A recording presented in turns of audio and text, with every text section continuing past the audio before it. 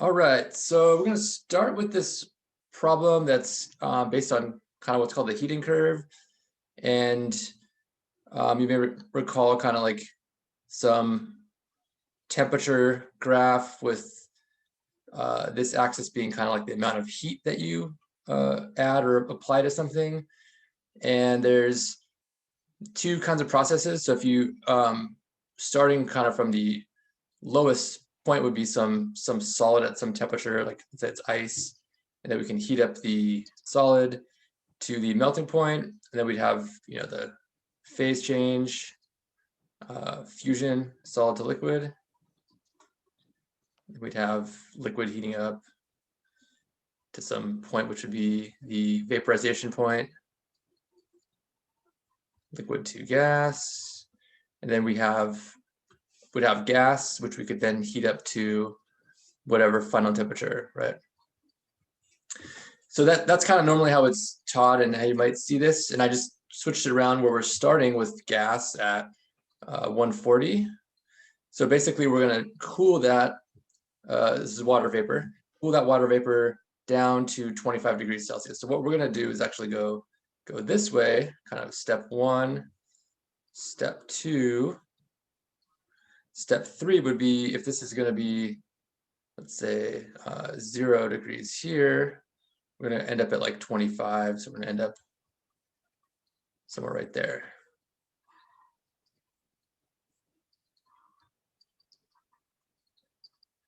Cool, makes sense. So you go either way, heating or cooling, and the main concept is the same, that you can only really change the temperature or the phase, but neither at the same time.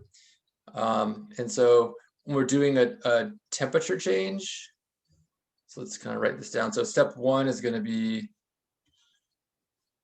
I should mention, we're calculating delta S here. So we're going to do 3 steps to calculate delta S. So for delta S1, we have a temperature change. What equation should we use for that?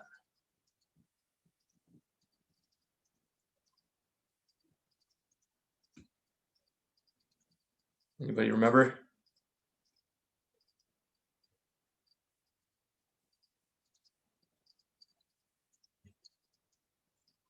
Oh, isn't it moles times rate?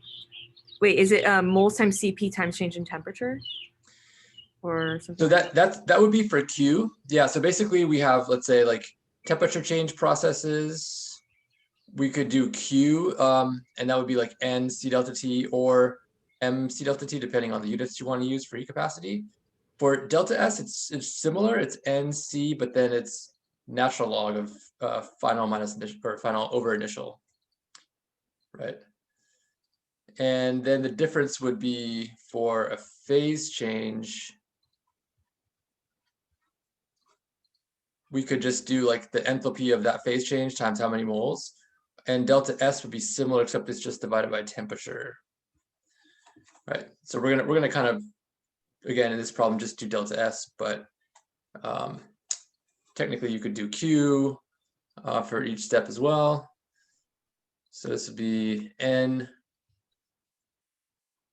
CP of gas, natural log T2 over T1, right? Because in that first step, we're cooling the gas. And then the second step, what are we doing?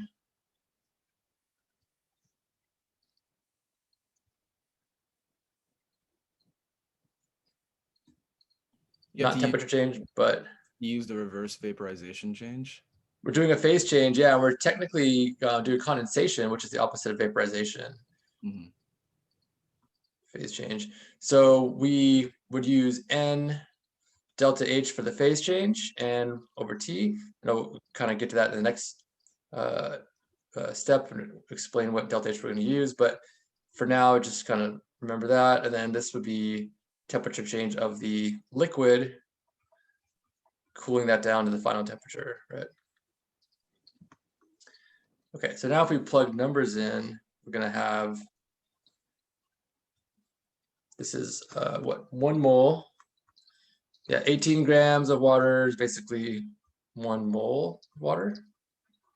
Nice easy number. And CP of gas, if you look in the problem, it's 36.4.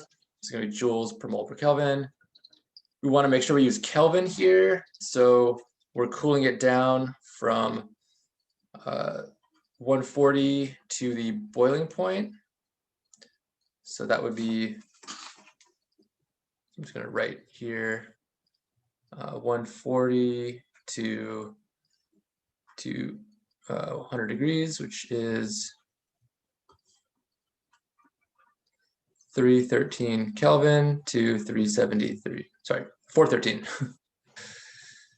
413 Kelvin, 373. Okay, cool. So we got those numbers in Kelvin. And then step 2, yeah, I think Tyrese just mentioned we're actually condensing, so we're going from liquid to gas. So when we do the delta H, if we look at the enthalpy of vaporization, that's given as 40.7. So if we flip it, let's write this here, the enthalpy for condensation would be negative 40.7 kilojoules per mole, right? That's gas to liquid. Make sense?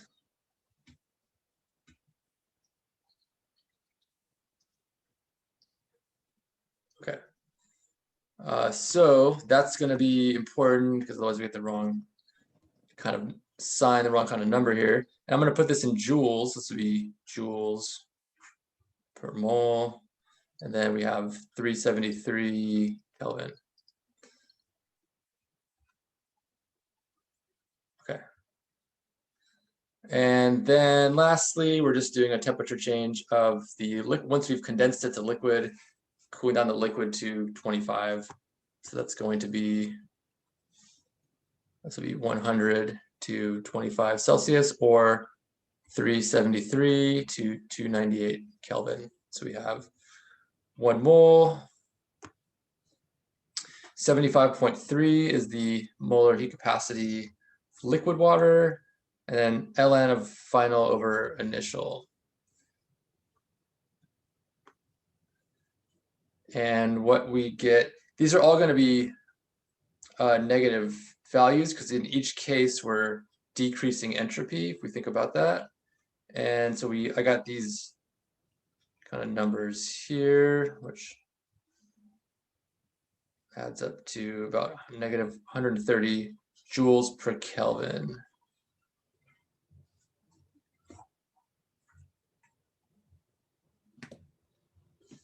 And in the second step, just to clarify, the 373 that goes on the bottom because that's the boiling or the vaporization point. Exactly, yeah. So when you're doing a phase change, you are dividing. So this phase change formula here, it's the temperature of the phase change, which would be either like the melting point, if you're doing solid to liquid or liquid to solid, and then or the vaporization point, which also is called I guess the boiling point. Yeah. Yeah, so if that's liquid to gas or gas to liquid, again, doesn't matter which way you're going. What would change would be the delta H sign, right? Yeah. Temperature is the same, yeah. Okay, thank you. That is on your information page. It'll say like delta S vaporization, like N delta H vape over T. So that is on there if you want to check it out. The other one it says is like fusion, which is of course the solid to liquid.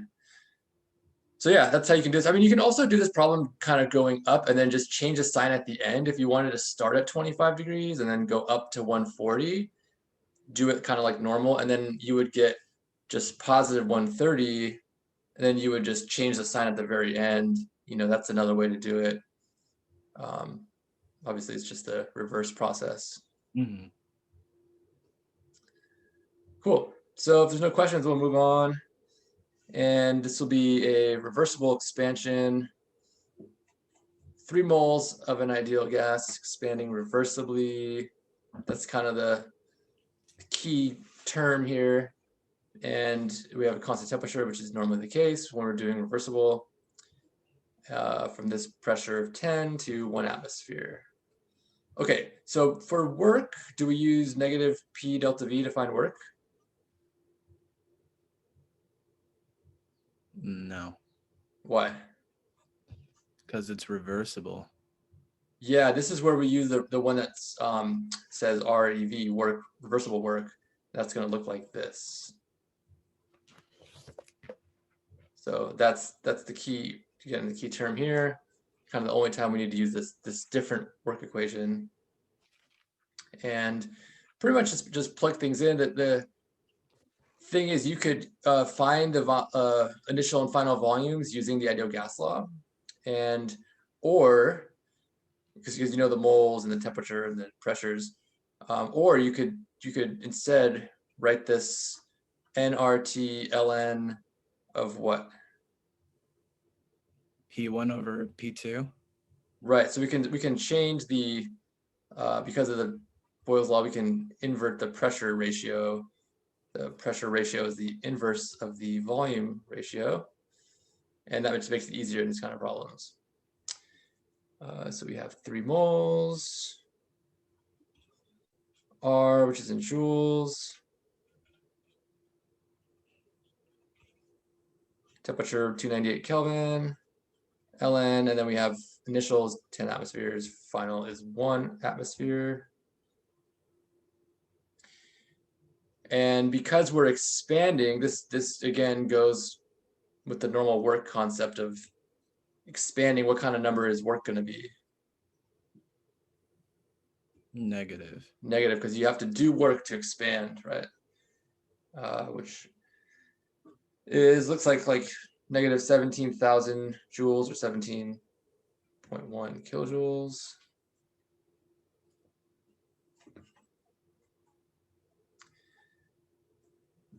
So pretty much plugging in, I'll kind of expand a little bit on just the concept because I think that's also important.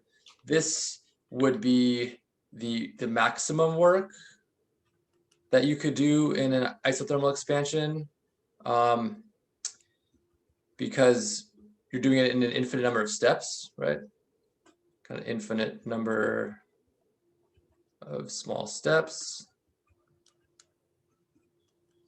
So if you just expanded the gas in 1 step against some pressure, you would find that you wouldn't be doing as much work as this. And that kind of leads into entropy. Any questions about that?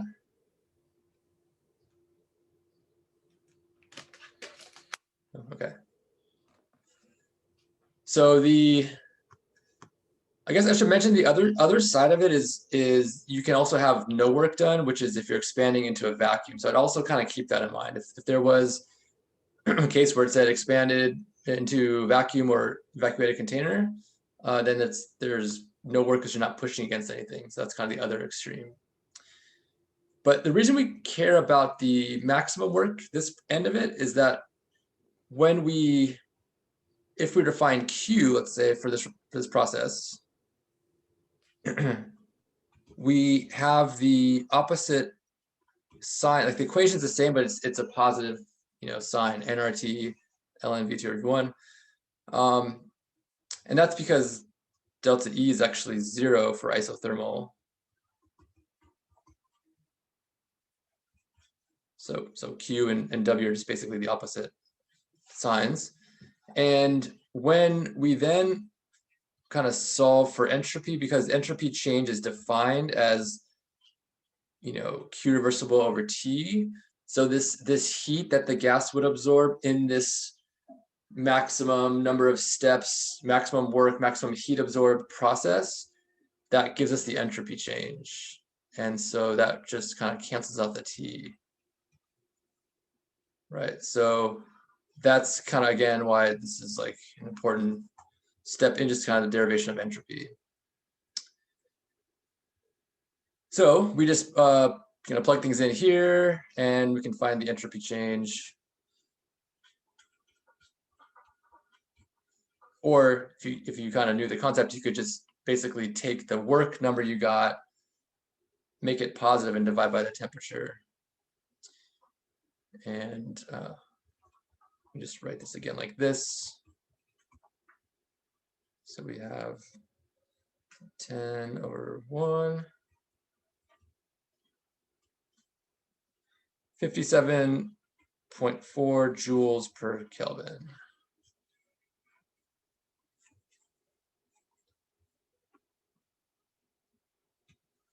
All right. Cool. So that's that. And we're going to move on to some kind of concepts here.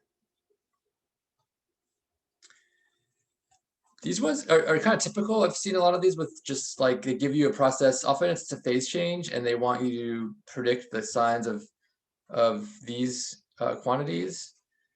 And so let's maybe start with just kind of what this process is. So it's freezing liquid water. So we have liquid to solid. It could really be freezing anything. So how would we, let's say, predict delta H?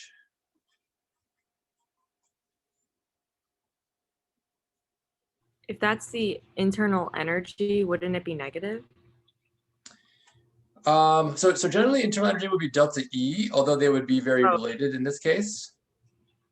There'd be kind of the same type of number, which would be negative Y.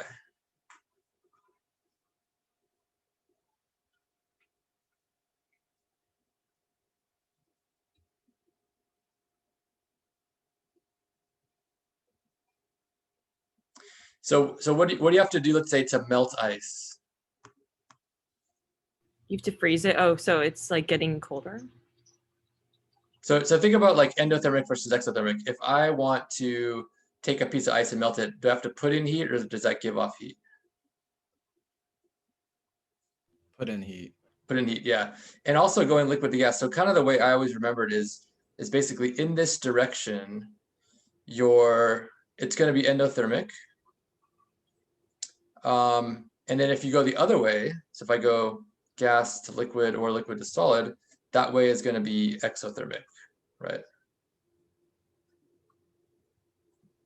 Just again by reverse. Like we said actually in the first problem with condensation, right? You could actually look at the delta H number for that and see that it's negative. So in the same way, liquid to solid would be negative. I mean, other way also is you could, I guess if you're writing it like heat plus the ice goes to liquid, that kind of makes sense, right? Like you're doing the process, that's the endothermic. So if you switch it around, then you're going to get like that, right? It's going to look like that. So whatever way you want to do it, this would be giving off heat. What about entropy change? It should be negative because you're reducing the amount of disorder. Right, yeah. And also, so what works well is that you have these going together for phase changes, right? So for the solid liquid gas direction, delta H, delta S are going to be positive. And for the other direction, delta H and delta S would be negative. So then, again, you can just kind of put them together. Freezing, they'll both be negative. So at least you would be able to, actually you could get the right answer just based on that. I found this problem somewhere. I probably should have changed the answer choices to make it a little bit trickier. Because oftentimes with this one, the delta G is not as clear because what does delta G depend on?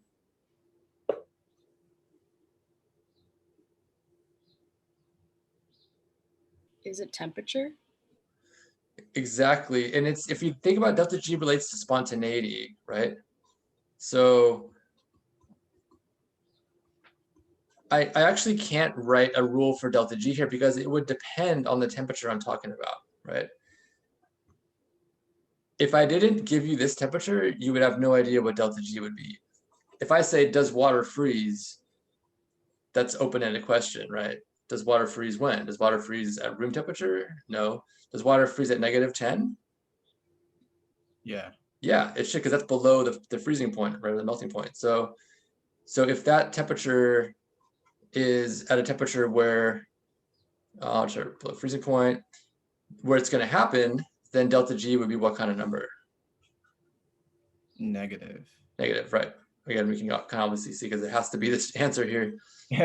But But I probably should have had one where it's negative, negative, positive, or negative, negative, 0, or something like that. But make it a little bit trickier. But the key, yeah. So if the temperature was, let's say, greater than 0 Celsius, then delta G would you'd predict it would be positive, right? Because it wouldn't spontaneously freeze. How do we know if delta G was exactly 0?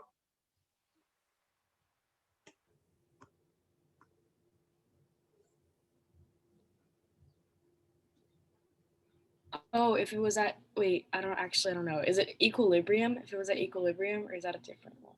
Yeah, exactly. So what you could think about would be equilibrium or reversible, basically the same thing. So when would the liquid to solid process be equilibrium or reversible? at the melting point or the freezing point? Yeah. When can water freeze and ice melt simultaneously at the exact temperature of the phase change, which is for water 0 degrees, which again is the melting point, or the freezing point is the same thing, whatever way you want to call it, right? Phase change temperature. So that's what I think important to remember. And that again would be the same if you're doing liquid to gas. So this problem could involve vaporization or condensation. It's the same kind of thing. So anything at equilibrium is reversible? Yeah, in thermodynamic terms, they mean the same thing. Reversible means it's at equilibrium because it's again, it can kind of go either way. So that one kind of analogy too is like gravity. I kind of always tend to use that in my head to think about like if you have a hill, the ball will spontaneously roll down the hill, right? So that's going to be like delta G negative. So then if I'm talking about going the other way, that's not going to happen. That's going to be delta G positive, right? Like going up the hill. But you could have a case where it's a flat kind of surface, and then it can go either way. Just by gravity, there's no tendency to go the way. That would be like when delta G is exactly 0. Does that kind of make sense? I have a question about, okay, so I've seen some questions where it'll ask, like, what does T have to be like greater or less than like a certain temperature in order for like something to be spontaneous? And I'm Right. always like I'm able to find T like using like the like H vaporization or H of fusion and over like T melting or T boiling. Like I'm able to find T from that equation, but I'm not sure whether to do like greater than or less than, if that makes sense. Yeah. So there's kind of 2 ways to do that. So one way would be we know that like because of this equation, when it's spontaneous, this has to be negative, right? So you could say like in order to be spontaneous, this thing has to be less than 0, right? And then you could solve for your temperature. So you'd have like delta H less than T delta S. So the only thing that really would you have to remember was like the kind of the math rule. If delta S is positive, then it would look like this. Okay, this is positive.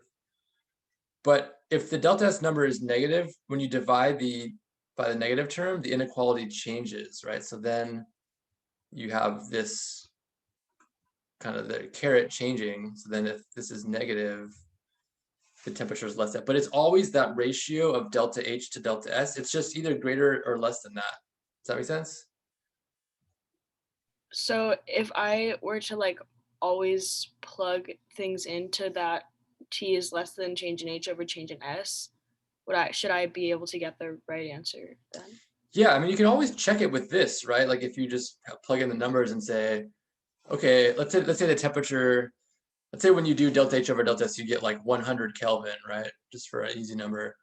So then, okay, let's take a number smaller than that. Let's plug in 50 Kelvin and see what we get. Is delta G negative? Or let's take a number bigger than that, like 200 Kelvin, and plug it in.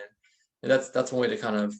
Oh, so you could you could plug in the T that you get back into that equation and then see if it makes G positive or negative in order to like test to see if it's spontaneous or not.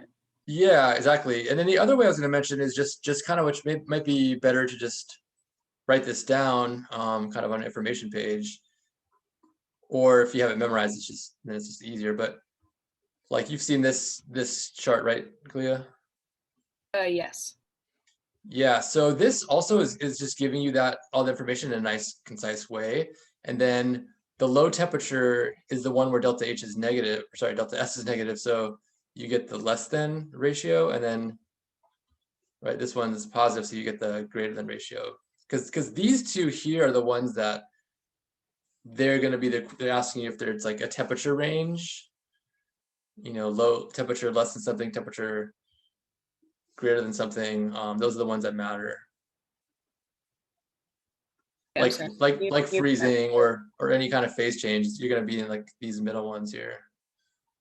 So you said the middle ones are the ones that really matter when they're asking. Yeah, well, especially for phase changes, definitely phase changes are the middle.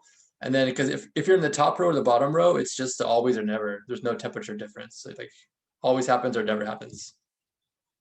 So if it always sorry, this is going kind of off topic. It's just kind of confusing for me, but for like the always or never, are those going to be can those be phase changes too? Or like how can you kind of, no, it's not?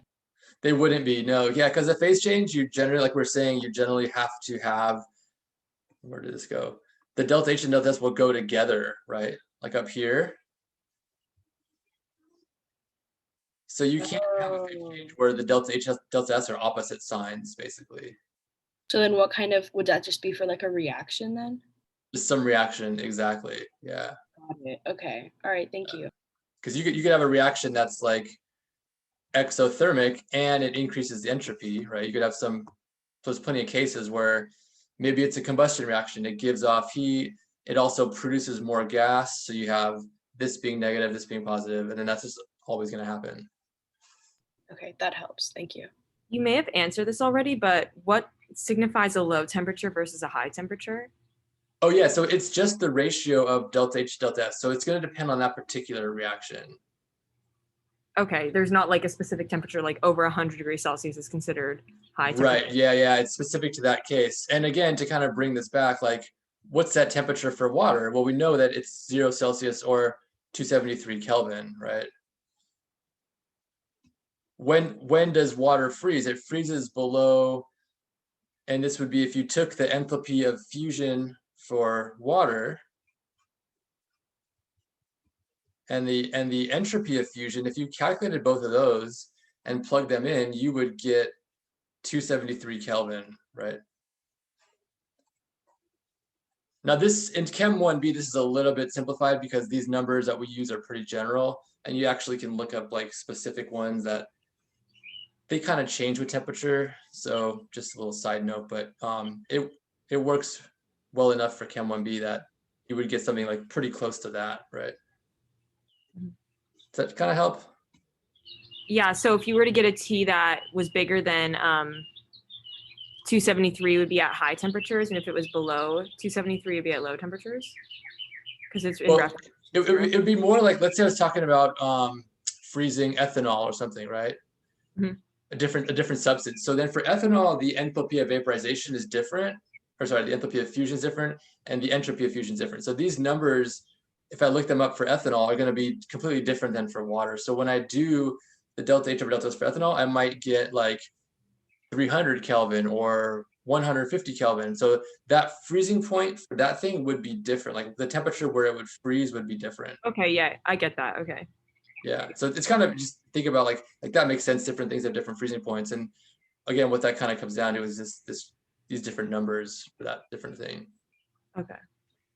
But yeah, I think it's good to this is all good to cover because I think they're important concepts that once you kind of get the foundation of them, things start to kind of build and like make sense, and that's always a goal with thermodynamics because it's like oftentimes things are really abstract. Moving on. So I put this one on here because I noticed I didn't have one on my worksheet for chapter 10, and sometimes it does come up as a concept, the delta S surroundings. And I don't know if anyone remembers how to there's an equation for this.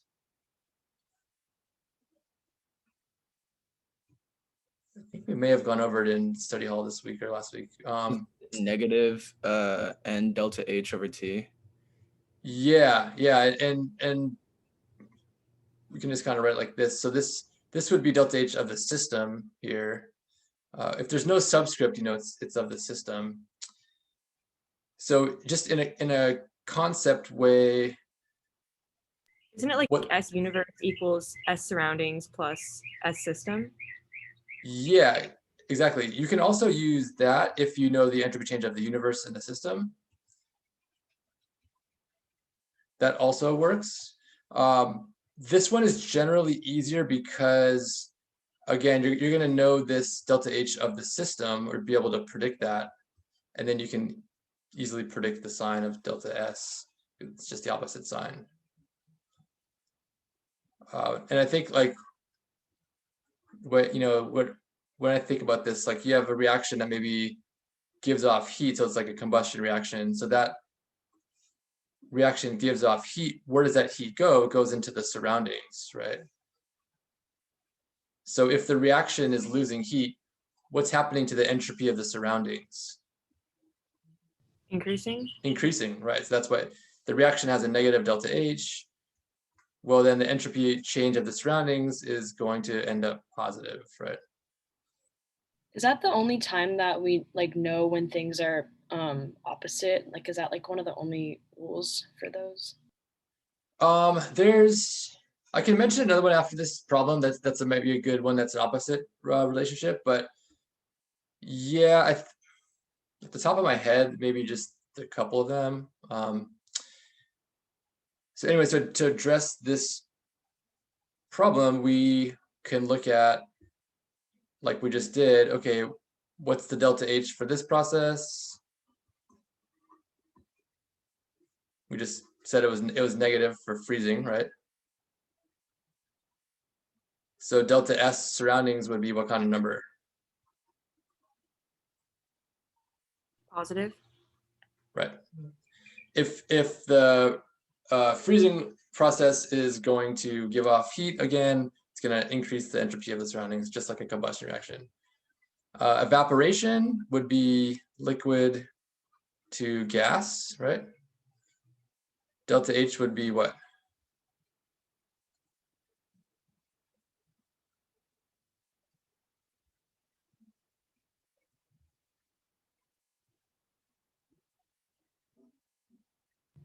We just talked about phase changes. Greater than zero. Be what? Greater than zero. Endothermic, yes. Remember, liquid to gas, endothermic. So in that case, that vaporizing would be taking in heat. The heat would be coming from the surroundings. The surroundings would be kind of dropping in temperature. So that would be a decreased entropy for the surroundings, right?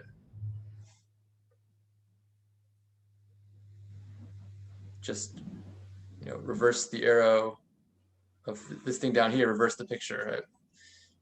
And combustion is going to be, enthalpy would be what? Less than zero? Exothermic, right? So again, the surroundings, like just like we wrote here, would be increasing entropy. Isothermal expansion of 1 mole of helium at constant pressure.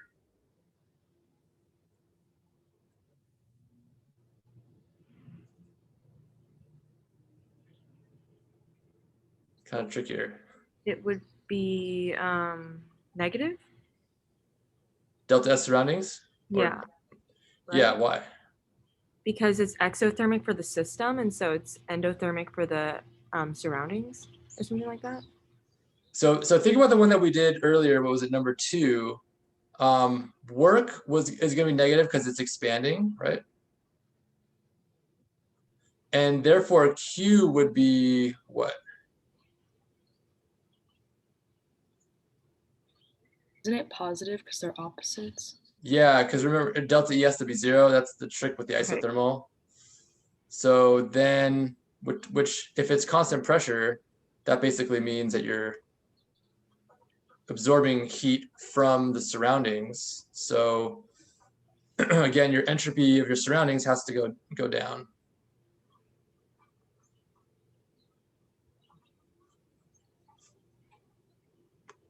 So correct answer should be E. how should we think about delta H? I'm trying to like wrap my head around it and like compare it to something, but I just can't. Like, is it kind of like the heat of the system? Like the heat energy? I don't really know. Yeah, it's basically the heat energy at constant pressure, which is oftentimes how most things are done. So it's exactly that. At constant pressure, it's the same as the heat energy. Okay. Oh yeah, I kind of remember that from last time. Wasn't there like a chart or something? Yeah, yeah.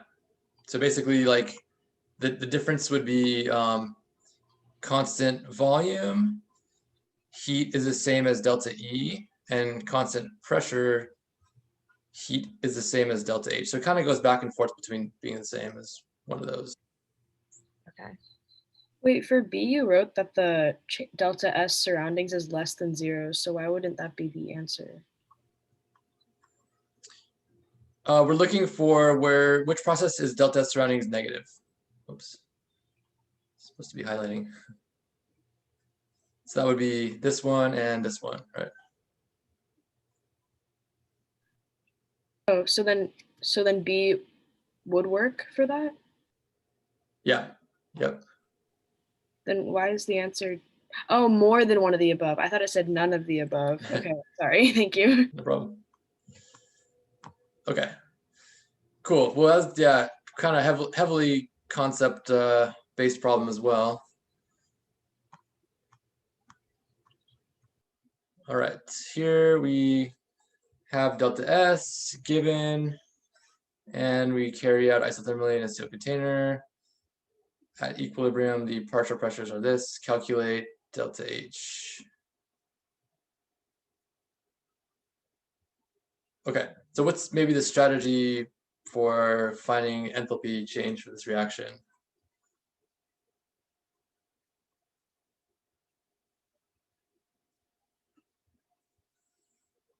Well, you can find Q with the partial pressures, right?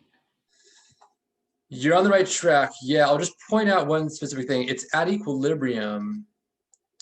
So that means when we have these partial pressures, what can we find? Okay. K, right. Yeah, so it's at equilibrium. So if I do the products over reactants,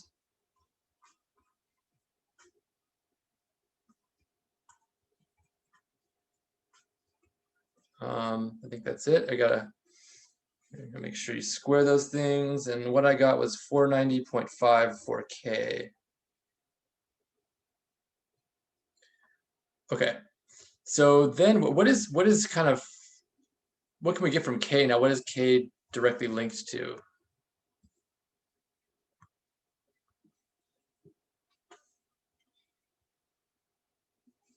I feel like delta G or something. Exactly, yeah. Delta G naught is linked to K by that equation. So kind of what I'm usually thinking is like, if I know one of these delta G naught or K, like I can go back and forth with this equation here. In my video, one of the videos for chapter 10, like the delta G, I think it was just called Gibbs free energy, I talked about there's like 3 ways to find delta G naught. So one is like this equation, negative RTL and K. One is like products minus reactants. And then the other one is going to be, I can just write them down, I guess, now. So delta G naught would be like this one. You can do kind of products minus reactants if you have those formation and Gibbs free energy of formation numbers. And then, of course, like this one, which is commonly used, which we're also going to use in this problem as well. So that standard delta G can come from either of these, any of these equations.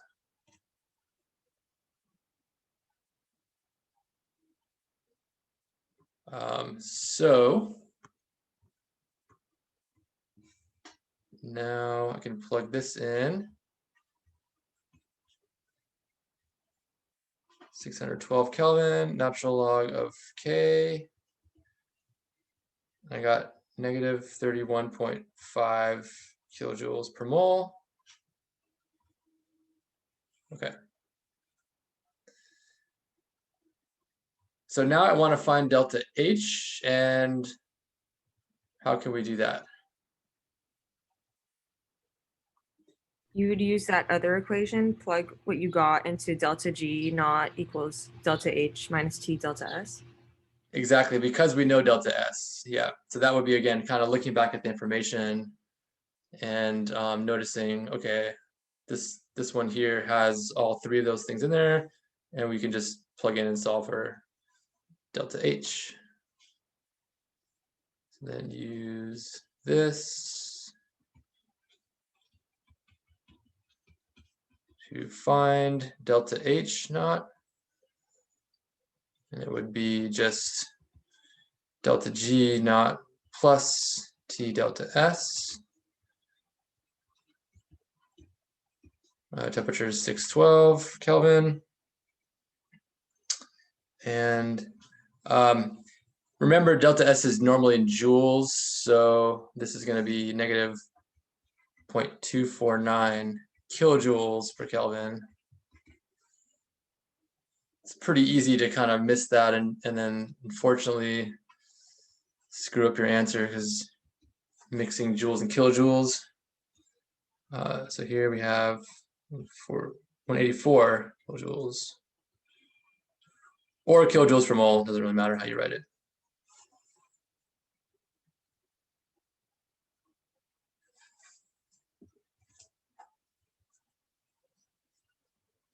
Questions? Is delta H normally found in kilojoules? Is that like the standard?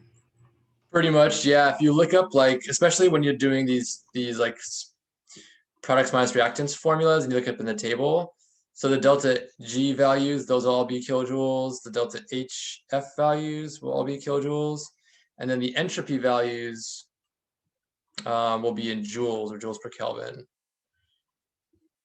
So yeah, again, that's the kind of the odd one out, and sometimes it's easy to miss that.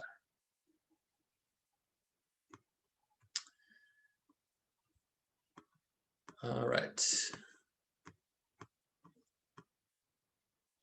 So this one, we touched on this in problem, 3? Just kind of another way of like looking at those concepts. And we have a process which is melting or fusion, and we're given the delta H and the delta S values. We want to know the melting point of this compound. So do you guys recall, like, what would be the way to figure this out? Don't you need to use the equation where it's like delta S equals, and then whichever one, I guess since it's a phase change, you'd have to use like delta H over melting, T melting. Yeah. Okay, so yeah, that's probably the easiest way, is like delta S fusion. Again, going back to even the first problem where we talked about phase changes, like that. I think on the information page it says TM for melting point, right? Again, this would be the same as a freezing point. So yeah, you could just basically solve for that, and that would be delta H over delta S, right? But kind of coming at it from the concept of delta G, what did we say about the delta G value if it's at the phase change temperature? Equals 0. Equals 0, right? So 0 at the melting point, right? Or any other phase change temperature.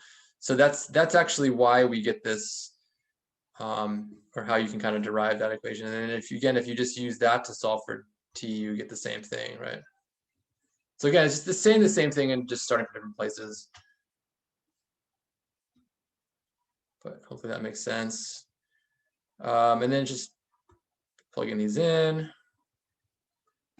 which again, watch the units. So I'm gonna write 8.8 over 0.0364, right? So we can do both of them in kilojoules.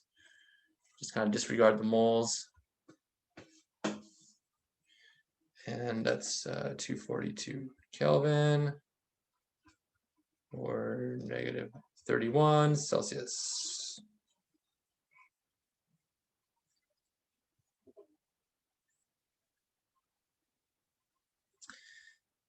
So yeah, actually, perfect example of what we were talking about with like the different delta H and delta S numbers for different substances. So this substance will freeze if you're below negative 31 Celsius, and it'll melt if you're above that, right? So that's again going back to like how you would predict delta G. Delta G would be negative for, let's say for melting, it would be negative if you're above that and positive below, and vice versa. So does that make sense? Wait, can you say that again? I'll pull the chart so that I can... So yeah, so this is just kind of again another way to like do a problem with the same concepts as number 3, and we're talking about number 3 with water, right? Like we know that water is going to freeze below 0 and melt above 0.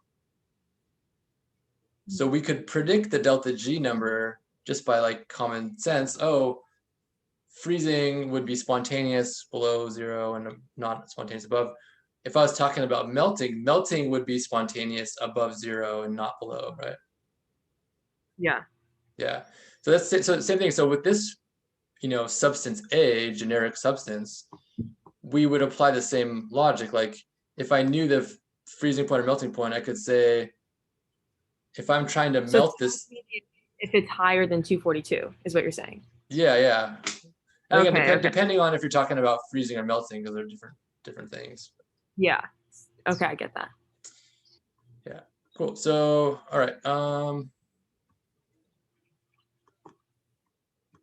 This reaction, which of the following will increase K?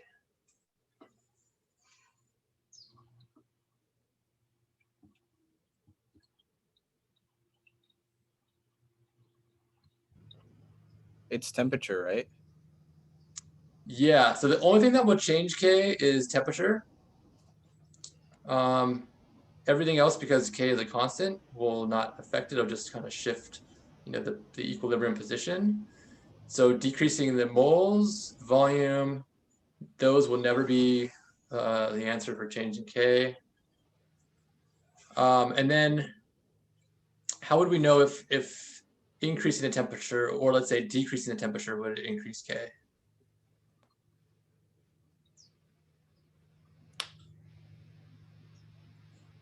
It's in the delta G naught equation with T. Or is that wrong? Yeah, so actually more simply, like the enthalpy is kind of what we're looking for. That being positive means it's endothermic, right?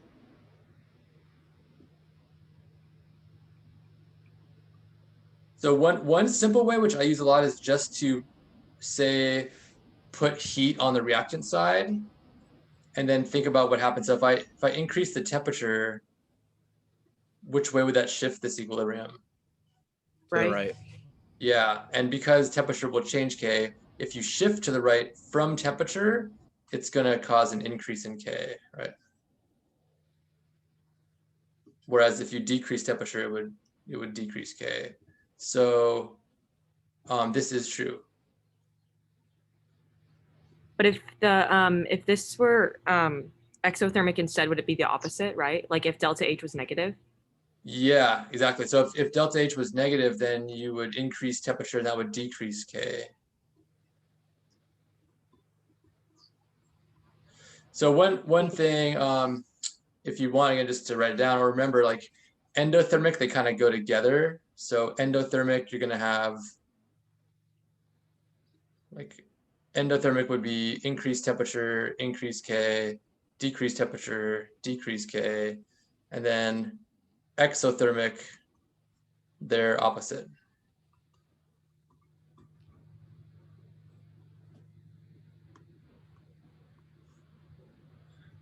But again, it's just kind of another thing to have to memorize. So for me, the better way is just to kind of write down the reactants and products and then just put heat somewhere and just like figure it out from that concept.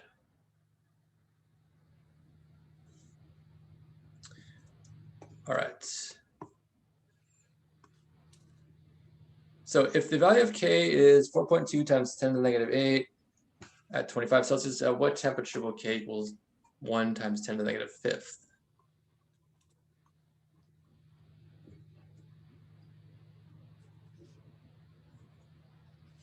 So there's an equation that's used for these kind of problems. You guys remember? Is it the ln K2 over K1 is equal to negative delta H over R times 1 over T2 minus 1 over T1? Exactly, yeah. There's also one, just to point out, I know someone, I don't know if it was clear, someone had emailed me this recently. Like, Might I be. I also is it had Gracie maybe? Was it the one with the slope? Yeah, yeah.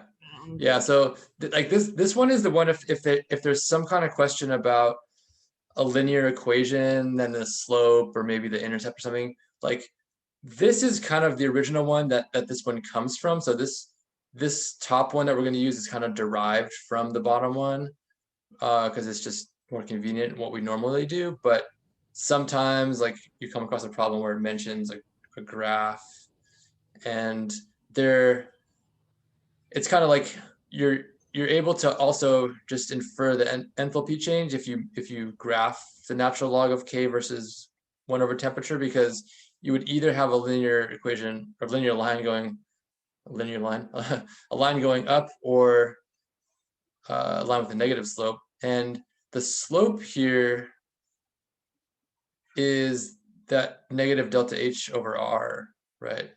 So for the green one, the kind of slope being positive means delta H would be negative. So in that case, the delta H is exothermic because you have a negative of a negative, and then the other one, slope being negative, then delta H is positive, right? So you can kind of get that from that question. And then if you need to solve for delta H, you just set the slope equal to negative delta H over R. Does that kind of make sense? Yeah, so that problem like comes up once in a while, but normally most of the time, again, we're finding like K at one temperature, trying to find K at a different temperature, or find the temperature at which K equals some number, and then we just essentially plug it in to that original one. We know delta H, so we can plug that in.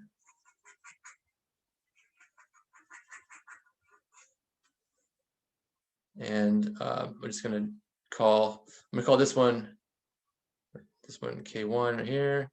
This will be T1, doesn't really matter which one is K1 as long as it goes with the correct temperature. And this will be K2.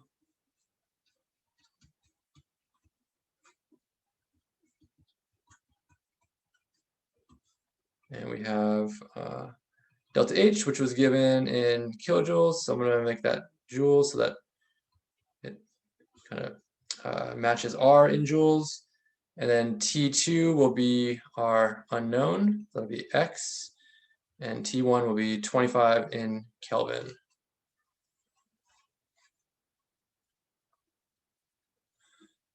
So again, just plugging in and solving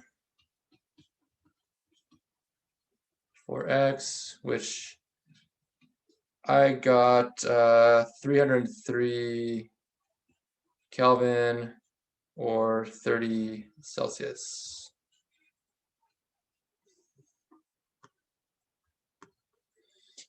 And you could also check with what we talked about with the endothermic, because this is a bigger K value than the K1, and it's also a higher temperature, so that makes sense.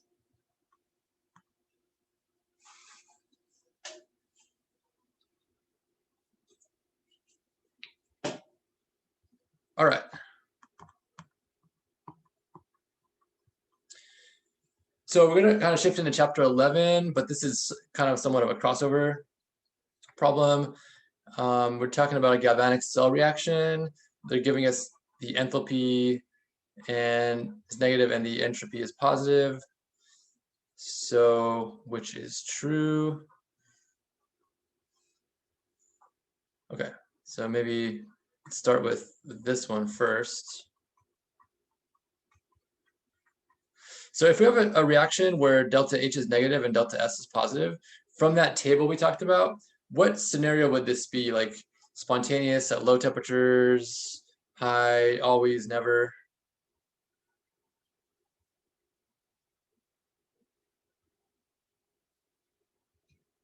Isn't it always spontaneous? Always spontaneous, exactly. Yeah, always spontaneous. So delta G would be negative basically at any temperature, right? Because temperature in Kelvin is always positive, so that's not going to change this equation. And so we can eliminate B at least. So now it's a question about E naught. And how does E naught relate to delta G naught? They're inverse. Or Inverse, yeah, in a way, more opposite in opposite in sign, right? Yeah, that's what I meant. Sorry. Yeah. So, oops. So, yes, this was the thing I was talking about. The sorry, I'm writing it the other way around. Can't write and talk. Delta G is negative NFE, or if we solve for E, kind of delta G over negative NF.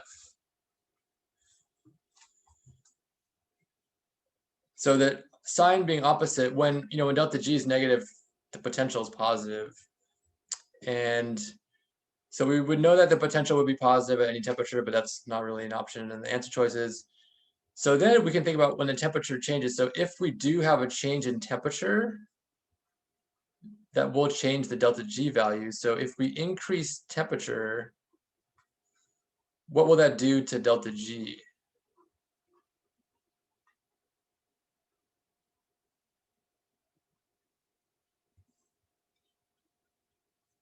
Will it decrease it? It'll become, yeah, even more negative, right? Which is like more spontaneous, if you want to say it that way. And if delta G becomes more negative, what will that do to the potential?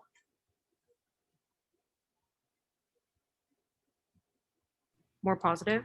More positive, exactly, yeah. So we have kind of connected the thread here that increasing temperature will make delta G more negative, which will make the potential more positive.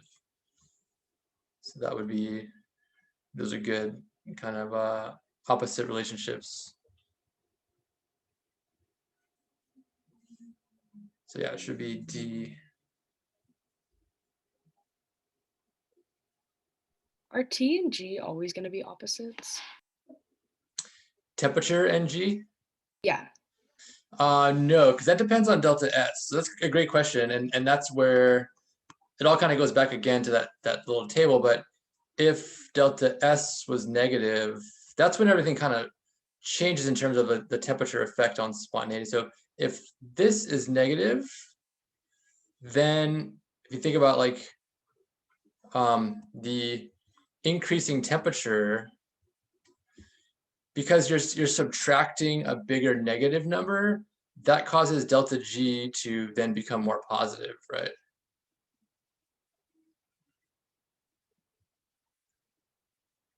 Does that make sense? Yes, thanks. So yeah, that's why when the delta S is negative, it's like different than delta S is positive in terms of the temperature effect on the spontaneity. Okay. Because it's a negative number times a negative number, and so it makes it positive. And so like delta H is being added by something. And so, okay. Exactly, yeah, that's the key, yeah. So again, they're all kind of tied together with stuff we went over before, and Oh, that makes sense. Thank you for explaining. changes and stuff, yeah.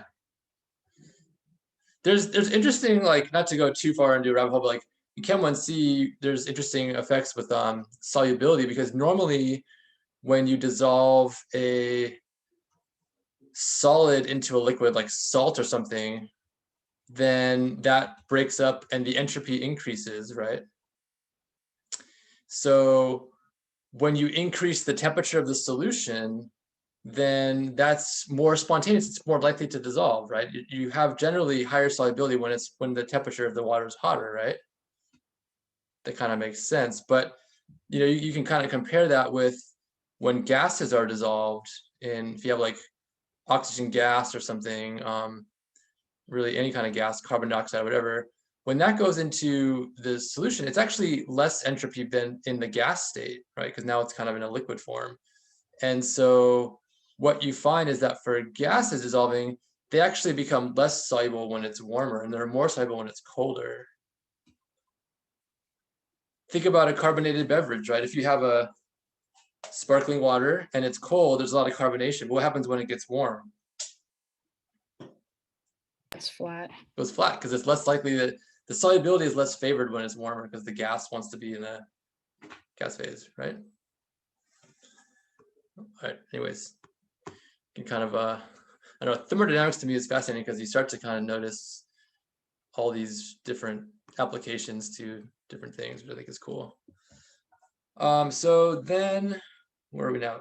Electrolysis. We have, yeah, electroplated problem from electrolysis.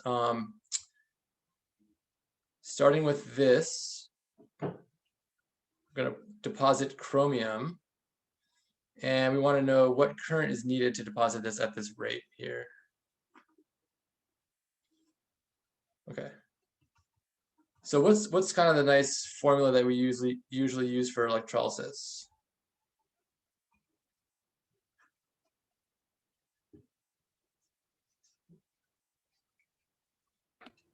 Is it I equals NF over T? Yeah, that's how it looks on the information page. You can obviously manipulate that. Oftentimes we solve for like N or something, or you might have to solve for time. That's going to be what we're going to use for sure. And kind of thinking about how we can get these things. So we know this one's different. I kind of chose it because it had like a rate, which I thought was interesting. And so it can be a little bit weird in terms of how you start. So what might be a good place to start, like dealing with this rate of, deposition? Maybe change it to moles because in the minutes have to go to seconds. Yeah. And what I kind of thought was like, well, let's assume that we're just dealing with 1 minute. Which again is 60 seconds, which we're going to need that. And then so we want to deposit 1.25 grams of chromium,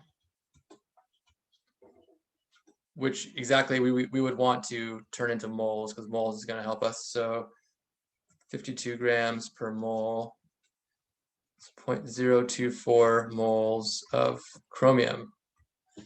Okay. So now do we just plug that in for the N value? No, because we need to find the moles of electron. Exactly, yeah. And that's probably the biggest mistake I've seen with these problems, is that people are kind of rushing and they're just like, oh, there's the moles, plug that in. But it's sometimes it's the same, but not in this case. We need to figure out, the ratio of chromium to electrons, and what would that ratio be, or how can we find that ratio? They're half reactions. Yeah, so we're starting with chromium in this kind of state. Do you know what the oxidation state of chromium is in this acid?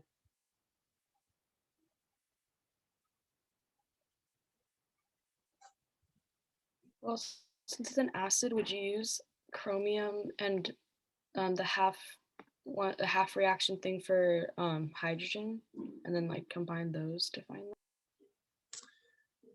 Well, so kind of what maybe a more focused way would be like the chromium is what's going to be reduced only, just the chromium, and so the half reaction is just going to basically be like chromium with some charge here plus some number of electrons, and then it makes chromium solid, right? That's anytime you're doing electroplating, it's just a simple metal gaining electrons forming the solid, right? So you generally just have to figure out what's the initial oxidation state of the metal to figure that half reaction out. Is I'm look- electroplating the same thing as like plating out? Yep, same thing. Yeah. I have a question. When I look at the standard reduction potentials table, like I never, when they have two chromiums, I don't know which one to choose from. Like there's one that's a solid and one that's an aqueous. Yeah, and there's actually oftentimes a lot for chromium because chromium can be like +2, so you'd find one that's like +2 electrons, and then maybe +3, right? And then maybe something that has chromium in some compound. So there's going to be, yeah, a ton of like options, and that's why I was saying it's just in these problems, just focus on like what's the starting oxidation state of the chromium. So in other words, hydrogen's going to be like +1, right? Oxygen's -2. What would the chromium be?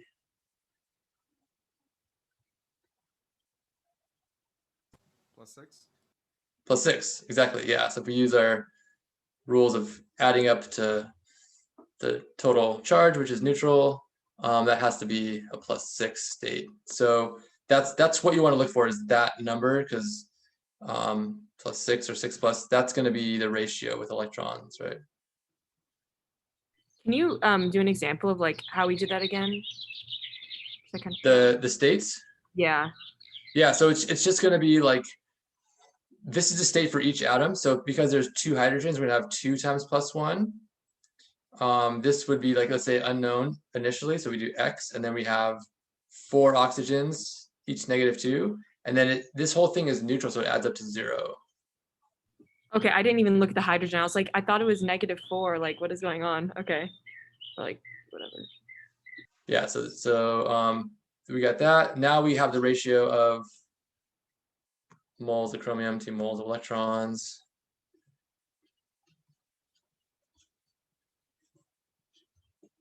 We have 6 moles of E minus and 1 mole of chromium. That's going to be 0.144 moles E minus, which is going to be our N value. Then we can just plug everything in.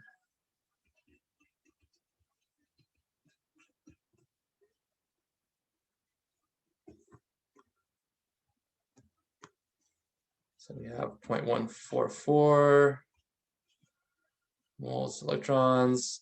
Faraday's constant, coulombs per mole. Time, which of course needs to be in seconds. So we had 60 seconds, 1 minute, and 232 coulombs per second, which is what an amp is. So 232 amps.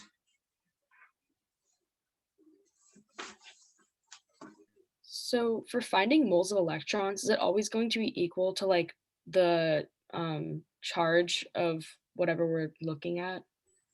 Yes, for electroplating, it definitely, like if it's chromium 7+, it's going to be 7 electrons for every 1 chromium. Okay, and if it was like in a reaction or something, and we were looking at it, and there was like, let's say like its charge was like +3, but then there was like 2 of them, then would it be 6 moles of electrons then? Yeah, so in a reaction, you would have to kind of go backwards and pick out the half reaction to get the ratio, because if it's not electroplating, if it's something else, then you have to kind of figure out from the half reaction what that would be, right? I mean, there's a ton of options. Obviously, it's pretty general, but does that make sense? There's always some stoichiometry involved, because there's 2 parts to these problems. Normally, there's the formula here, which is just current, time, moles, electrons relationship, and then the moles of electrons to the moles of whatever thing you're electrolyzing. That's the stoichiometry part, right? Yeah, I was just like kind of confused on how to get like moles of electrons when like given a reaction. Like but like for that you say like find the half reactions, and like say the reaction is like the whole reaction is kind of like difficult to just like look and see half reactions, like how question 10 through 11, like they have like those. But I Right. have to like do like what you would do for like a redox reaction and like literally go in and find the half reactions, or is there like an easier way? It's a good question. Yeah, it totally depends. The easier way would be to be able to look at the table and pick it out, because then again, it's just like right there. But if it was an overall, then you do have to kind of like Like for example, what I'm kind of thinking of is like if you electrolyze water, this is commonly done to produce hydrogen gas, let's say. You can run a current through water, and I think there's some book problems, maybe or one or two involving this. Like then it might be like, here's the current, here's the time, like how much hydrogen gas have you produced? So you can do the formula and get the moles of electrons, but then yeah, with this it's difficult to look at it and actually know the stoichiometry. So what you could do is try to kind of find half reactions from the table that would add up to this. That sometimes would work if you can find the two that add up to this, or kind of break it down. So like what you can do is, if it's just like the hydrogen that you're concerned with, this is going to be starting off at +1. What's the state for hydrogen in hydrogen gas? Is it gas? What's the oxidation state? Oh, like it's charged thing? Yeah. Oh, yeah, okay, so it'd be, well, wouldn't it be +1 and then times 2, so it'd be +2? So remember, hydrogen gas is the element, right? Oh, yeah. For the element, then it would be 0. Yeah, 0, right. I thought So you were what? talking about H2O. Yeah. So what you have to do is kind of, in these cases, you kind of figured out. So yeah, from like an overall reaction with oxidation states, you kind of have to figure it out if you're doing it this way, which is more difficult, but you would just kind of use like what I would do is kind of just say, start with this, kind of like going back to, you're essentially balancing a half reaction, I guess. So it's like, okay, well, what do I need? Okay, first I need to balance the hydrogen. I'm going to put a 2 here, right? Or maybe this makes more sense. Like that, right? Yeah. And then what else do we need to balance this?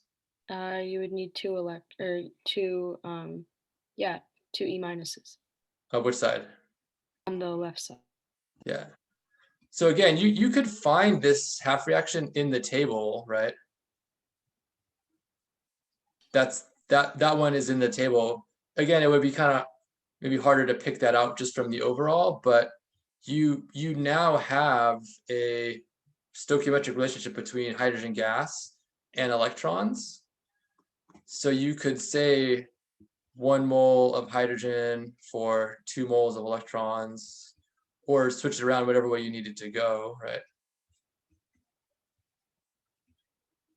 Does that make sense? Yeah, I think so. And this would work for the reaction, though it doesn't like seem like it matches up. It still is the same because the hydrogen in water is starting off at +1. So it's going to be the same stoichiometry, right? Yeah, and then I would only really need to find one of the half reactions then, right? If I was wanting to use stoichiometry to find those. Yeah, because they will just ask you like how much of this is produced or that is produced generally. So you would just either do it for hydrogen, or you could do it for oxygen. Yeah. Oxygen, it would work the same way. Just go from O2 to, or O2 minus to O2, right? And you could just add the electrons and figure out what the ratio is for that one. Got it. Okay. Yeah. So kind of a long answer to a quick question, but again, it just depends on like, because there's obviously an infinite number of reactions, it's just going to depend on the oxidation states, really. Yeah. Okay. Thank you. Yeah. All right. These ones, I think, if you watched kind of the video I did, I gave kind of the shortcut, which I like. The shortcut method is gonna work as long as these go from like the most positive to the most negative, which they normally do, but I'll just point that out because that is important. And so which can oxidize copper but not chloride?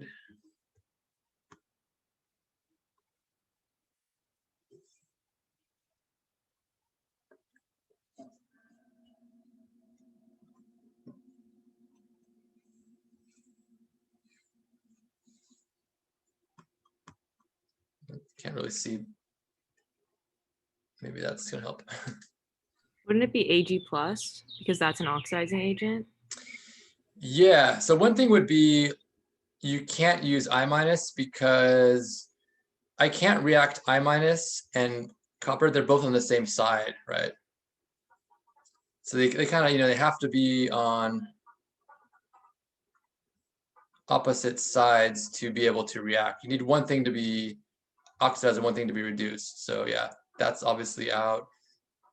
Silver metal is obviously out as well because that's going to be on the wrong side.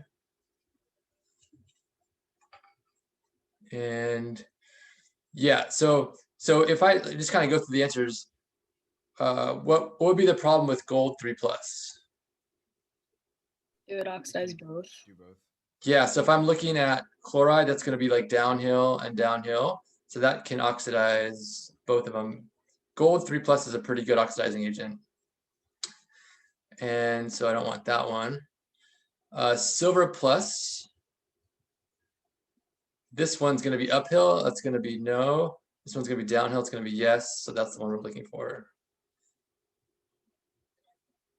And then again, the problem with lead 2+ is that it's going to be uphill for both of them. So that can't oxidize either of them, right?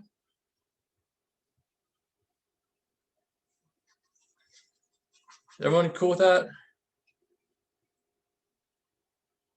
Yes. Okay. All right.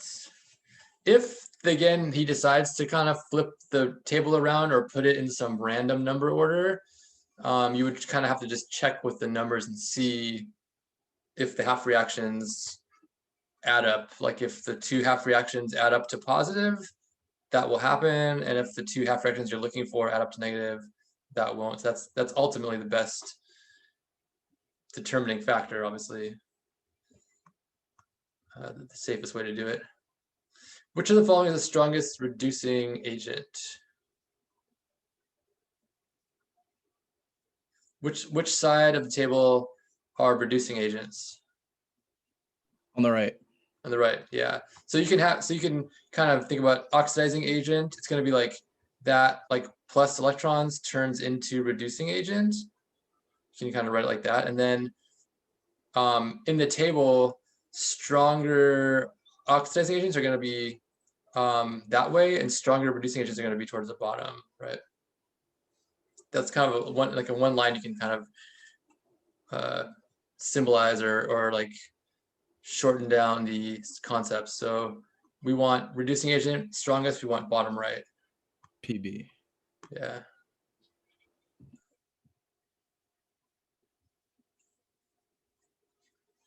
Okay. Any other questions on kind of using the table? Okay.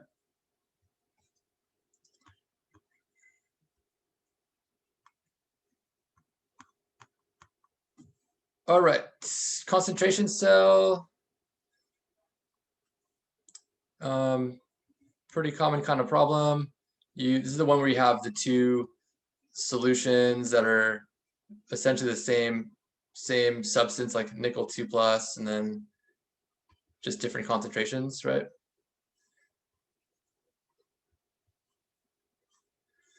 And we want to find the potential of this cell.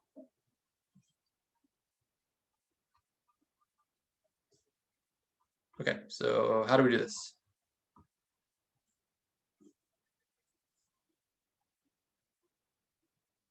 First, you can figure out which one's at the cathode and which one's at the anode. Yeah, do you remember how to do that? Yeah, the one that has the most negative concentration is at the anode because it's trying to become more positive to like equalize it, right? And that would give you the products or something. So I think you're thinking about reduction potentials because concentrations will always be some positive number, right? Yeah. Oh, I meant like the lowest number. Lowest one, yeah. I mean, what you said was also right for potentials because the one that's more negative here is the one that gets flipped around to become oxidized. So probably just remembering that from that as well. Yeah, in this kind of problem, the lower concentration is the anode, and then the other one's the cathode. And then that you can also kind of tell if you write out the half reactions like this. So what we have is that the E naught is going to be what number?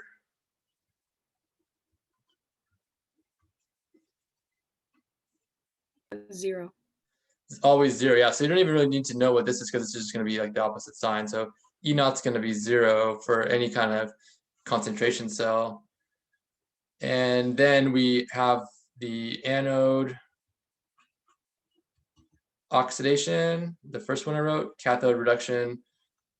So essentially what's important is just that the nickel 2+ concentration, or that is from the cathode, going to the anode is going to be the higher, molarity to the lower molarity, right? And that's, again, the whole driving force for this galvanic cell, for this reaction to happen. Okay, so now what? This helps us find Q, right? And then you plug that into the equation that gives you the E. Exactly, yeah. So you plug it into the Q, which again would be kind of the main thing, just getting the smaller number over the bigger number. And actually, I didn't write this down. I just kind of did in one step, but that, whatever that number that is, you plug it into the Nernst equation. So this is going to be some number less than 1. It's all really important. And then we get this. You kind of have R T's 298, N 2 from our half reactions. You have 2 electrons. Faraday's constant, ln of whatever this number is there.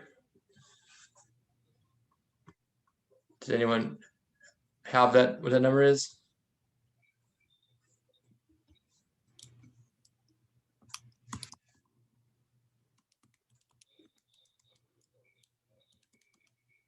I got 3.9 times 10 to the negative 14. To the negative what? 14. 14. It seems a little small. Let me try again. I got to the negative 4. I got to the negative 4. Yeah, that looks about right. Yeah, because it should be basically this number divided by about 1. Oh, and then you can also try spelling it. Okay, Siri. Point. You just set off my Siri by saying that. I always forget I have my Siri set to like Australian accent. It just kind of cracks me up sometimes. Okay. You could explain how you found which one was at the anode and the cathode again? Yeah, so as Gracie said, like the quick rule is just that the lower concentration is going to be the anode. So if you want to write that down, remember that. That's quick. The other way would be just remembering that anode is oxidation, right? Cathode is reduction. So then when you write the 2 half reactions, which are just opposite of each other, but that helps you figure out like, oh, okay, word. Yeah, like the anode has the nickel 2+ on the right side, the cathode has the nickel 2+ on the reactant side. And then if you write the numbers down, that makes sense. Pretty much usually the only way you mess up is if you flip those around, but then what happens is when you plug it into your equation, you would actually just get the negative potential. You get like negative 0.1, right? Mm-hmm. So it's actually pretty easy because then you can just change that and say, oh, actually it should be positive because this is spontaneous, so the potential should be positive. Okay, thank you. I appreciate that. That makes sense. All right.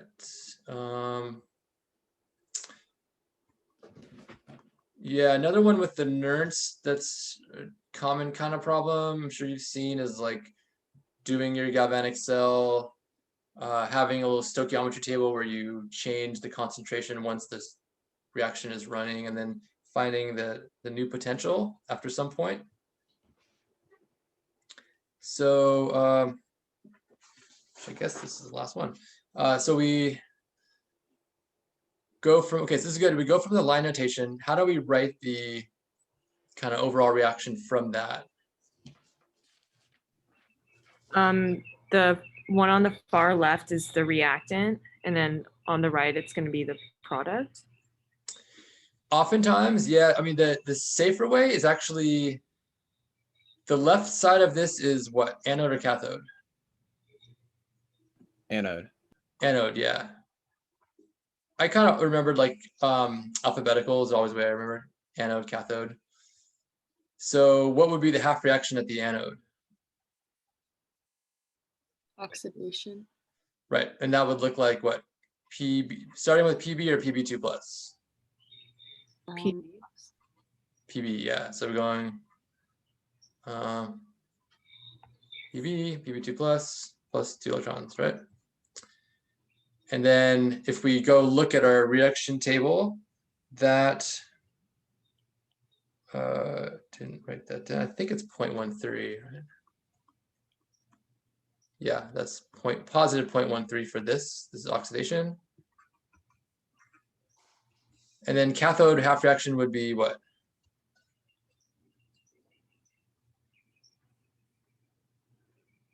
The Au3 plus 3 electrons goes to the solid. Exactly, yeah. And if you look at that from the table above, 1.5 volts. Again, this is kind of a good double check because we know it's, I guess I didn't say this, but oftentimes it says galvanic cell, which we just assume. So this potential should be positive. And if you flip them around, again, you're just going to get the negative number that tells you to go back and flip them around.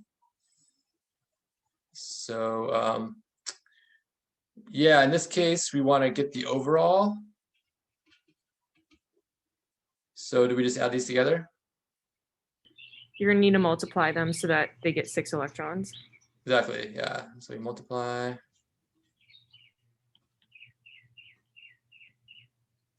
Got a lot of birds outside your house, huh?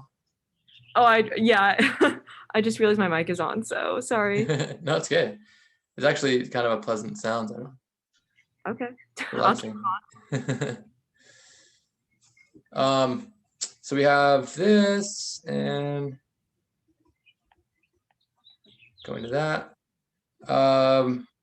Looks good, I think, right? And then, yeah, so generally with these, because this is spontaneous, we know the reaction is going to be running to the right. So when we do our initial, or after we do our initial row, which we're just keeping track of the two ion concentrations, and this is our, or before starting, whatever you want to call that, then what's going to happen to the gold 3+ concentration? Subtract by the 0.8. Right, we know we're going to lose that because it's going to the left. So we're going to increase this by some number. So just remember that you're going to go left to right, minus, and then plus. And then what's going to be the change in the lead 2+?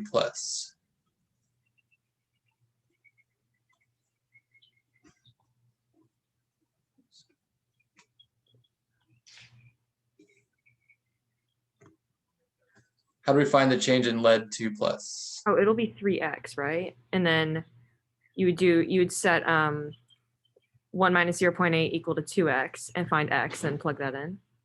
Yeah, that's exactly the way you can do it. You can solve for x. So x would be what, 0.4.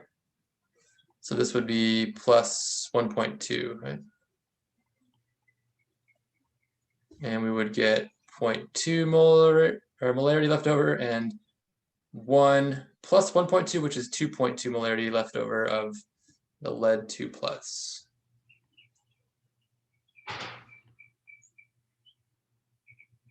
And now we can plug them into Q and use our Nernst equation. So it now becomes kind of what we did with the previous one, and finding the potential under these conditions. Just have to remember to cube the lead concentration and square the gold molarity, and then that would give us Q.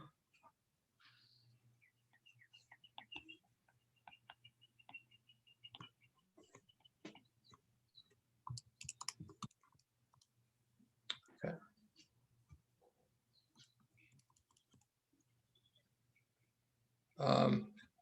I oftentimes use this one if it's at 25 degrees.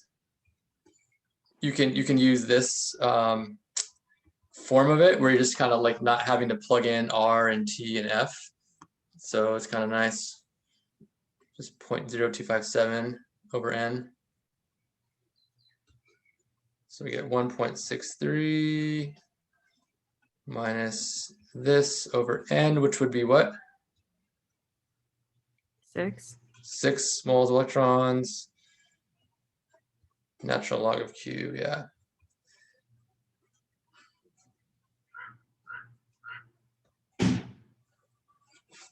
All right, any questions on that one? Could you explain one more time how you got the concentration, like the 0.2 and the 2.2?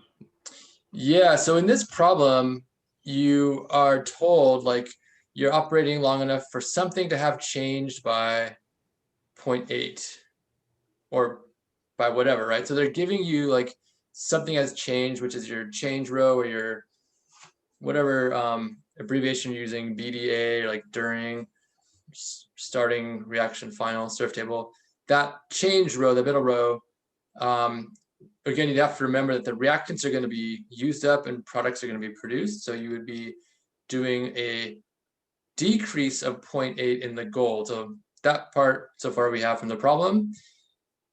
We have to then relate that to a change in lead 2+. And this is where it's just a purely stoichiometric, conversion. So we can use the normal, like in an ice table where we do like X's, 2x and 3x, like Gracie said. That works because then you're able to say 2x is 0.8, right? Okay. And then that's how you got x here, and then we can plug Oh, okay. That makes sense. Yeah, you can also just take the 0.8 and multiply it by the ratio of 3/2. That would give you the same number here. Okay, awesome. So Thank you. either way. Why did you set it equal to negative 0.8 when you were like solving for it? Well, because again, because the reaction is spontaneous to the right, the gold ions are going to be used up. So it's going to be a subtracting in that change. Okay. Whereas if they said the change in lead 2+ was whatever, that would be increasing because it's a product. Got it. Yeah. By the way, you also are changing the amounts of the solids. We just don't need them for a Q. But if you come across a problem on the exam or somewhere else where it's like wants you to find the change in like the gold electrode, you can still do that because it's going to be, you are producing gold solid over here, right? So keep in mind it works an identical way where you could just use the coefficients to figure out how much gold metal was produced. Okay. Last one. So I thought this would be an interesting kind of concept question because it relates to Nernst equation. And I have seen sometimes things like this in different cases. So we have the, so basically the anode solution, that would be, let's say, we said that that's the one that has the lead metal is the electrode here. And then we had lead 2+ in that solution, right? And then we're going to add sodium sulfate in there. So if we add Na2SO4 here, what will happen?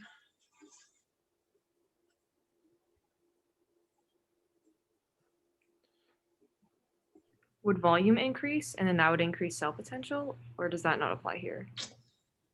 Oh, that's a good point. Yeah. If you added a solution, you would change the volume and that would change the concentration of that, which would change the potential. So I probably should have said solid sodium sulfate was added and the volume change is negligible because we're adding a solid. Okay. But yeah, that's actually a great point. Didn't think of that. Would PbSO4 would be made, right? Yeah, so what's going to happen, and this is where the little thing in parentheses is kind of hinting that you're going to have the sulfate that you're adding precipitate with the lead to form lead sulfate, right? So this, some of this lead here will then go and form lead sulfate, to be a little precipitate being formed, right? And so what's that going to do to the concentration of lead? Gonna decrease it. Decreases, exactly, yeah. So that's the key to think about. And then we can relate that to the potential because in this case, Q, if we look at the overall reaction, would be the products, which would be lead 2 plus, over the reactants, again, just the ion concentrations. So if the lead goes down, what happens to Q? It'll also decrease. Also decrease, exactly. And can you guys tell how that would affect the potential?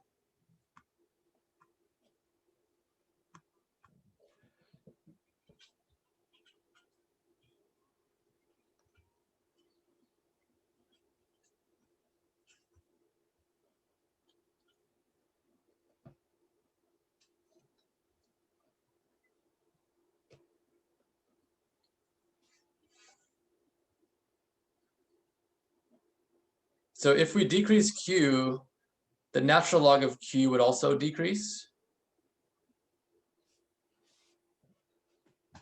So E would be bigger? Exactly, because now you're subtracting a smaller number, so the potential is going to go up. So if Q goes down, the potential actually goes up.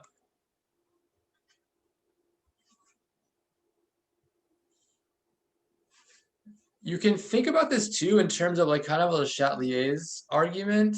That's maybe even easier, I think, to kind of start with like,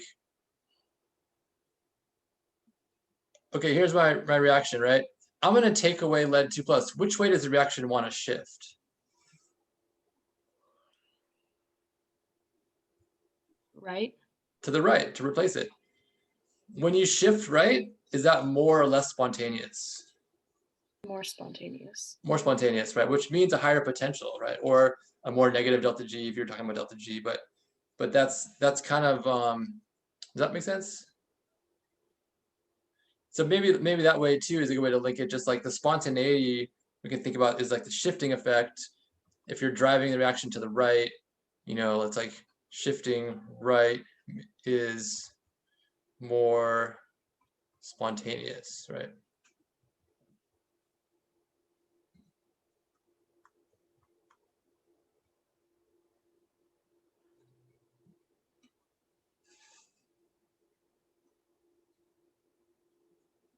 So yeah. Any other questions on that one?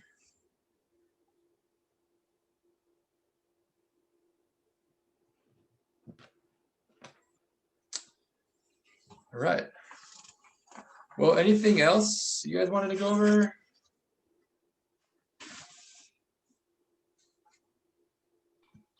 I did have a question that kind of relates back to what we were talking about earlier with like half reactions and like finding moles of electrons. It's kind of more of just like, I don't really know. Okay, this is going to be a little bit difficult to explain, but basically, like sometimes I've come across problems where I'm given like an equation for like a reaction and the reaction isn't balanced and it kind of looks more like a redox reaction to where I'd have to like find the half reactions for it. Mhm. And like, I'm not sure how, like, would I just try to find those half reactions and then okay, yeah, and then from the half reaction, say that I like solve it and then I like make it balanced. Then with that overall reaction, am I able to find moles of electrons or would it be different?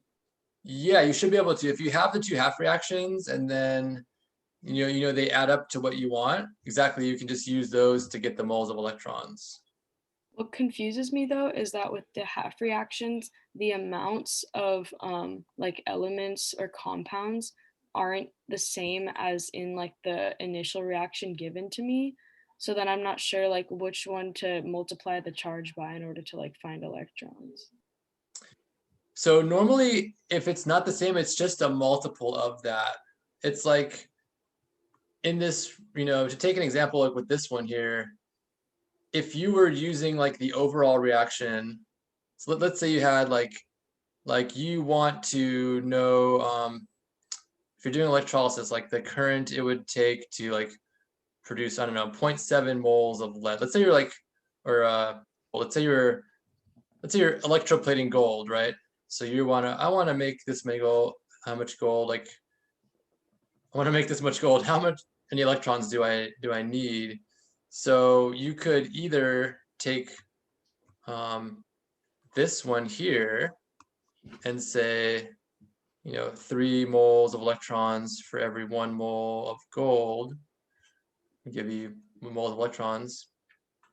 Or if I want to figure out from the overall reaction, it's going to be the same ratio, just a different multiple of it, right? Like 2 moles of gold down here in the overall reaction. But in the overall reaction, we have 6 moles of electrons, right? It's the same ratio, 3 to 1, right? Okay, yeah. So I just have to use a ratio then, and I should be able to like get the same answer either way. Yeah, exactly. So you can use like the overall reaction, which might have just different coefficients, but it's the same ratio as if you broke it down into just a single half reaction. Got it. Okay. Yeah.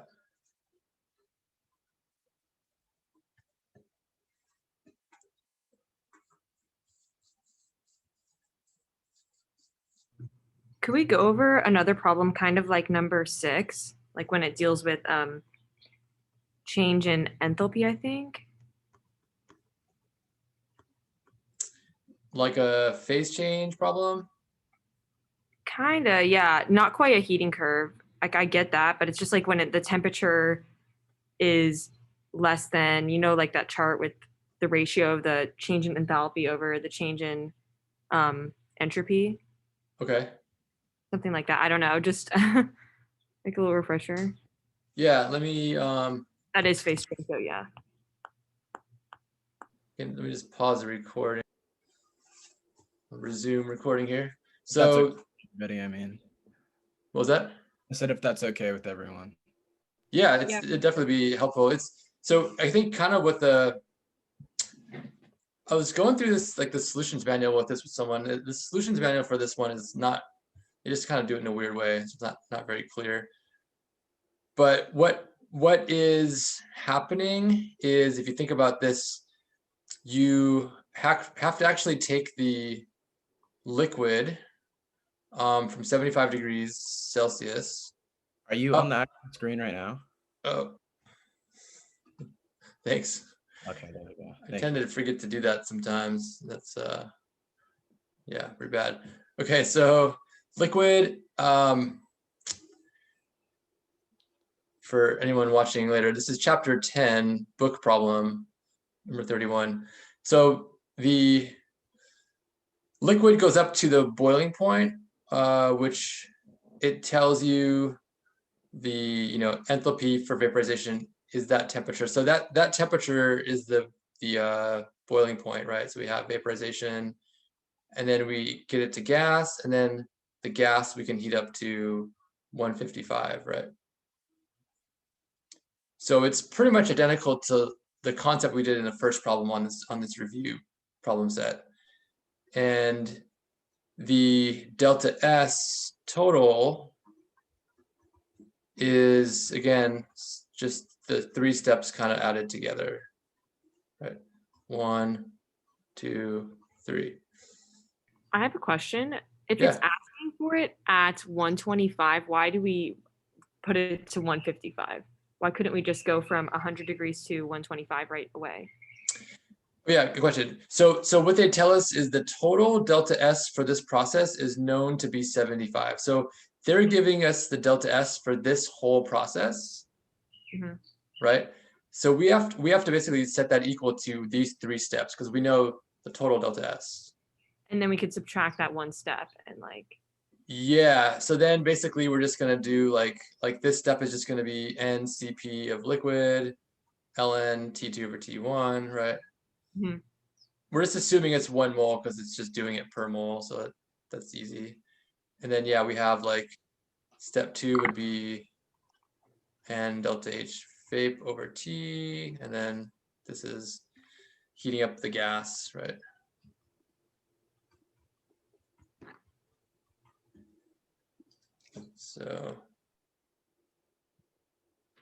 So then yeah, you basically will have all the numbers except for this one. So that's going to be the one that you're going to then like call X and just solve for that.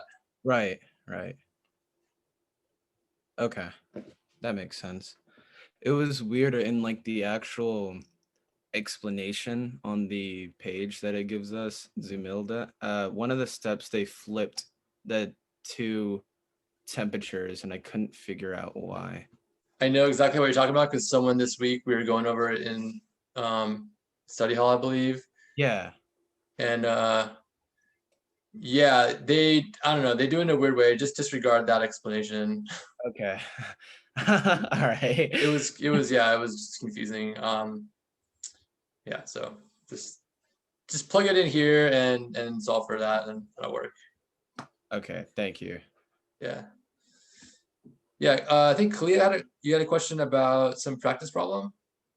Yeah, should I just like, what's the best way to get it to you? Should I just email you a screenshot of it? Yeah, if you want to do that. Yeah, I can just do that real quick. Cool. Okay, I have one more question about this one. Mhm. So I see that we were calculating delta S total, but I'm kind of still confused as to where the 125 comes in. Like I know that that's X, that's what we're looking for, but like I just don't know what to do with, we have that at 155. And so what do we do? Well, the basically the 125 is important because let's see. So when I'm gonna plug in like this is the CP of the liquid here, right? And then natural log. So what I would have to know is like when I heat up the liquid in the first step, I'm going from 75 up to whatever the boiling point is, right? Oh, okay. I thought we were going up to 100 because that's like the boiling point of water. Right, Okay. yeah. So this is just some other generic substance A, right? Okay, I get it now then. Yeah. Yeah, so it's gonna be like 398. Yeah. Yeah, so this here 398 because you have to use that in the temperatures for the other ones, right? Yeah. Okay, I get it. Yeah. Totally.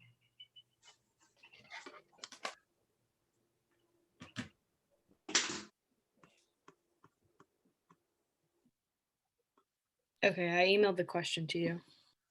Okay. Hopefully it shows up quickly. Ah, there you go. All right. And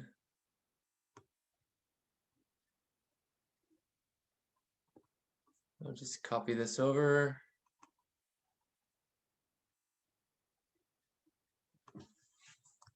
See.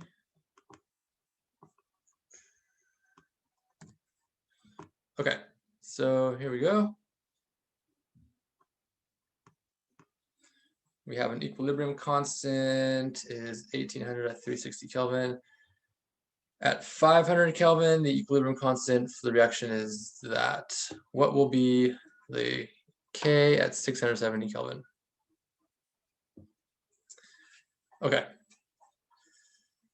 So we went over a similar one in this review.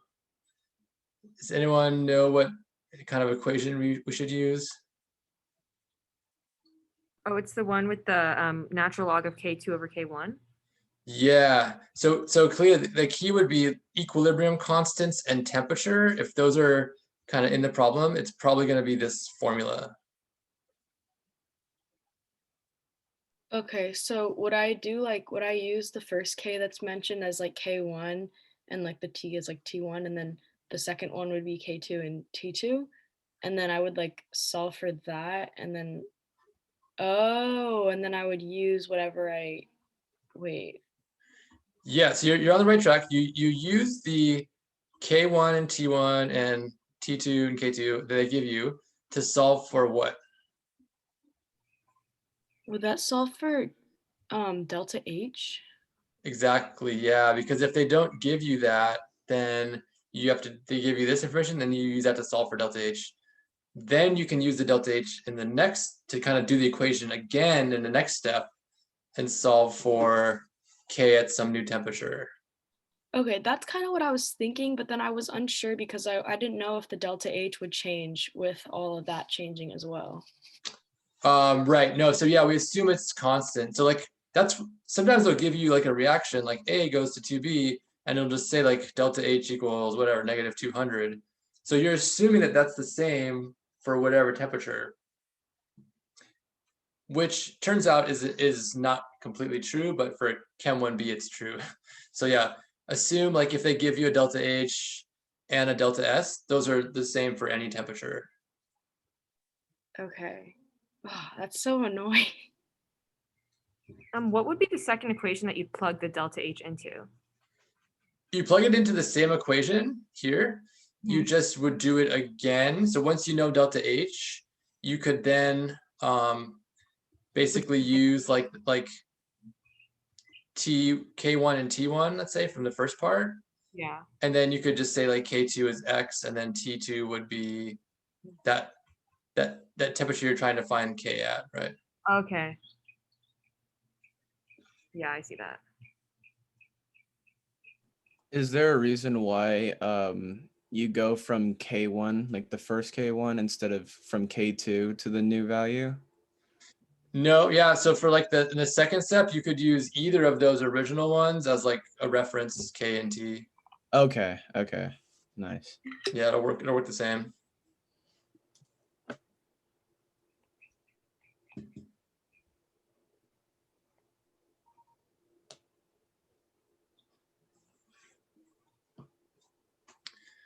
Any last questions? I also I have one more, if you don't mind. If Yeah. I send it to you real quick. Well, Okay. while we're here, Thank you. no time like the present, right? Yeah.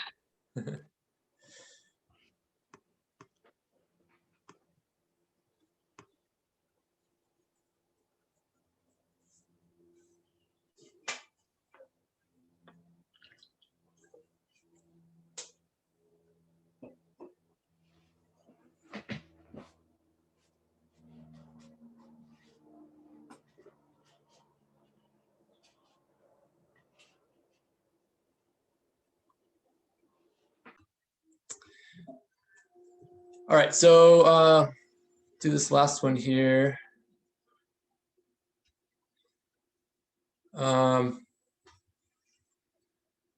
We have reaction initially A and B, equilibrium.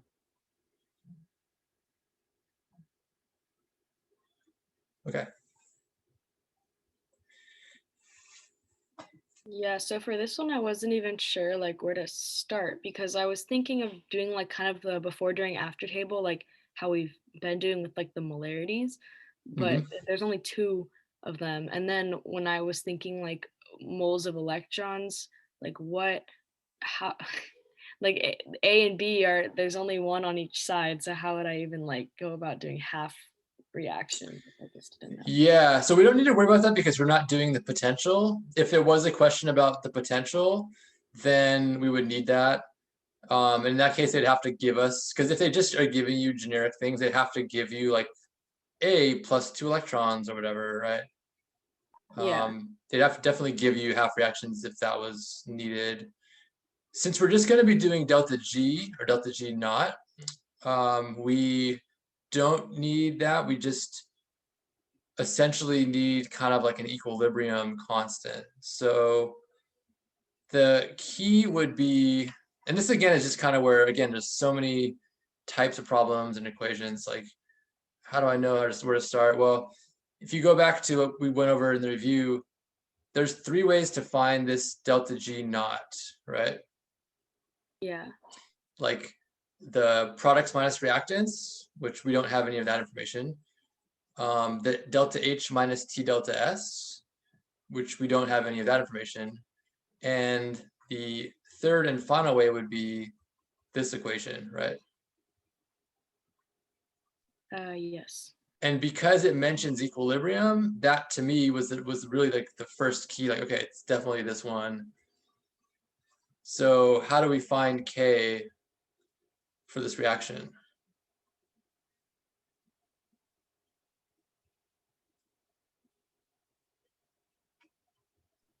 What I did was I put, 0.56 and then 0 on the other side. And then I did minus x plus 2x. And Okay. then we know that the equilibrium of 2b is 0.22. So I did 2x equals the 0.22 and solved. Exactly. Yep.